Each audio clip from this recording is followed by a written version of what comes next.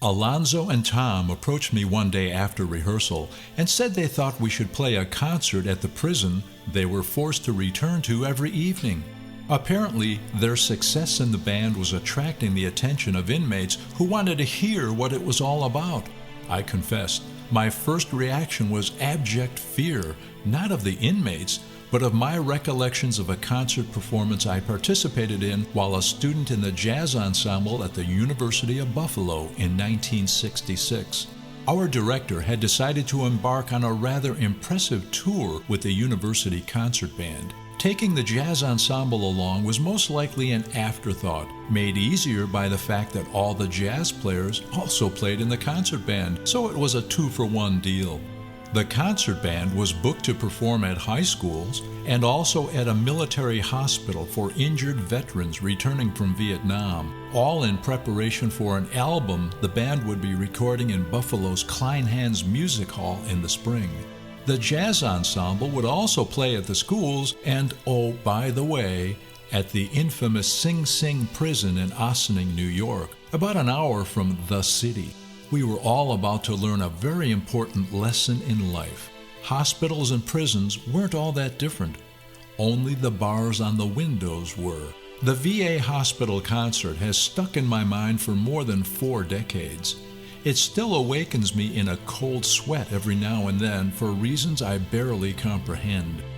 At noon on a typically cold, dark, and blustery winter day, the concert band arrived at the hospital out in the middle of the woods in upstate nowhere. We slogged off our buses and set up in the gymnasium, we on the gym floor, our audience to be seated in the bleachers surrounding us. Precisely at 1 o'clock, the inmates, the patients, filed into the gym in the most orderly fashion to take their places. Their expressions vacant, they seemed not to even notice that a 90-piece concert band in full uniform was sitting in formation in front of their eyes. Indeed, most eyes were focused on the ceiling rather than on the floor in front of them. To this day, I can still feel the oppressive emptiness of that gymnasium, despite the crowded conditions of band plus audience. When all were finally seated, our director raised his baton for our performance of 2 movements from The Planets by Gustav Holst. The first movement was a march. Everything was fine for a minute or 2, but then a young patient suddenly bolted from his bleacher seat and planted himself on the gymnasium floor.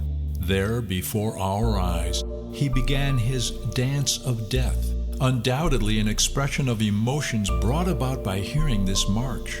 In no particular order, he marched around us, in and out of our rows, saluting the ceiling, writhing on the floor as if wounded in battle.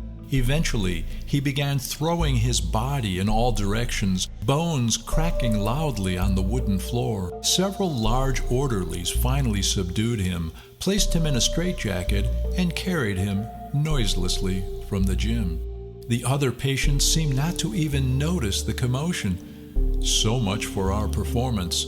Although we finished the concert, it was obvious this experience had taken an emotional toll on all of us. One could only wonder about the terrifying memories of battle that could have caused such a violent physical reaction to a piece of music. As if this experience weren't enough, we packed up our bus in the cold, snowy twilight and departed for Sing Sing, where the jazz ensemble would perform the next day. Surely that would lift our sagging spirits. That evening was a quiet one at our motel. There were no parties thrown, no room invasions executed, and no curfew violations. We were too emotionally drained. The next morning's breakfast was subdued at best. When complete, we had an hour to pack our gear into the bus once again and check out of the motel. By noon, we found ourselves driving down the long hill leading into the prison. All we could see was the fenced-in, barbed wire-topped prison yard, where countless inmates were lifting weights, bare-chested despite the bitter cold. How could we not notice that most of these men were twice as large as any professional football lineman we had ever seen during our halftime marching shows for the Buffalo Bills at War Memorial Stadium? Surrounding them were the guard towers, rifles clearly visible. Abruptly, our bus turned deathly quiet. We stared. We wondered. We wordlessly questioned our reason for being here. Passing through the first gate, our bus was put through a thorough search, several guards patting us all down, while others slid their giant mirrors under the bus. Around the perimeter were dozens of other guards leashing their tense German Shepherd dogs. When we passed through the final inspection to the sound of electric bolts securing the massive gates, it was all we could do to not panic and beg to be allowed to wake from this nightmare. And we hadn't even yet entered the building. Perhaps you've seen the TV program Scared Straight. I'm here to tell you that I experienced it firsthand, along with the other 16 members of our jazz ensemble. When we departed the bus for our walk into the cafeteria to be the lunch guests of the New York State prison system, there were murmurs from several of our psychology students about their studies of the inner workings of prison society, from the homosexuality of inmates to the physical and emotional abuse suffered by prisoners and guards alike. The prison warden welcomed us at the door. Several of those psychology students asked him if he would care to comment on the above-mentioned issues, as if interviewing him for a documentary film. I'll never forget his reaction. He merely looked at the questioners with a blank stare that seemed to ask, "Are you crazy or what?" As if part of an unfolding TV show, we were soon welcomed to the cafeteria by the ladies of the house. Of course, there were no females in this prison. Long before the word gay became in vogue, the imprisoned ladies were overtly gracious to their welcomed guests. Frankly, the meal they had prepared for us was superior to any we had yet enjoyed on our tour. The service was equally excellent. After lunch, we changed into our blue band blazers, gray slacks, white shirts, and blue ties. Walking out onto a well-lit gymnasium stage, a chain-link fence separating musicians from audience, we were greeted by raucous shouts, cheers, and whistles.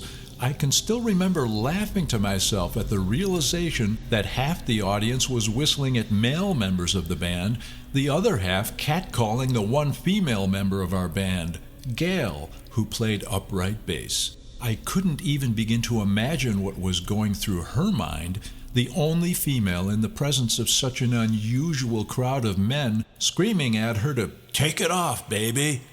To Gail's credit, she smiled a bit uncomfortably, managing to maintain her composure in the face of what must have been terror. The warden introduced the band, warning all in attendance to be on their best behavior. Unlike any other concert we had ever performed, this audience never quieted down when we started playing. The shouts and whistles continued, getting louder the longer we played. It took us all a few songs to realize that this was the way it was going to be, and we better just go with the flow. Once we did, we actually began to loosen up. It was obvious our audience was enjoying themselves. Isn't that what they were supposed to do? Okay, their enjoyment was expressed in a way unlike any we had ever experienced, but should that matter? I found myself looking out into the crowd in front of us as we played, wondering at the lives lived and the lives wasted here. I couldn't help but see tears here and there, men exhibiting their joy without reservation, and I soon felt a deep inner satisfaction that I was here on this day performing this concert for this audience. At the conclusion of our final selection of the afternoon, we received the loudest and most appreciative standing ovation you could have imagined. Whether applauding the performance or the opportunity to escape their mindless daily routine, I'll never know. Despite demands for more, we were hustled off the stage to return to our bus, leaving Sing Sing, what an appropriate name, wouldn't you say? In the midst of a gathering blizzard of snow that certainly matched our blizzard of emotions.